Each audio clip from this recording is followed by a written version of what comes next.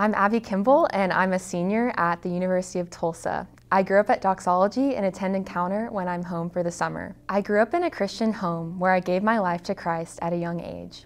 However, before I understood what it meant to have an abiding relationship with Jesus, my life was marked by insecurity, anxiety, and perfectionism.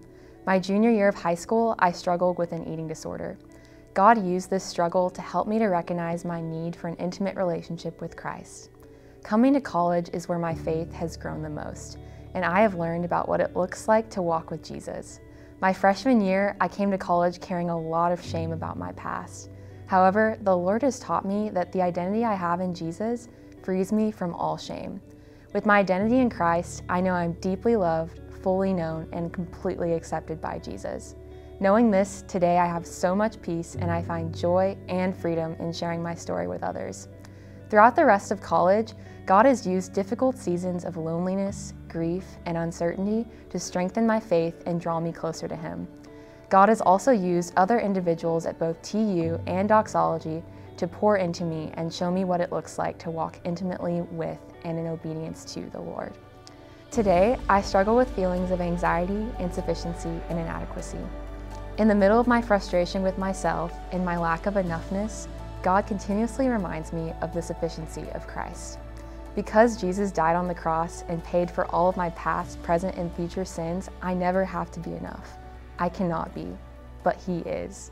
In moments of anxiety, I remember Philippians 4:6, which tells me not to be anxious about anything, but in every situation, by prayer and petition, with thanksgiving, present my requests to God. This past year, God has been at work in my life in incredible ways, growing my heart for missions and for sharing the gospel with others.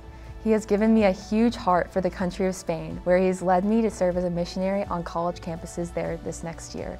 Estoy muy emocionada ver cómo poder compartir mi historia cambiará las vidas de personas en España para Cristo.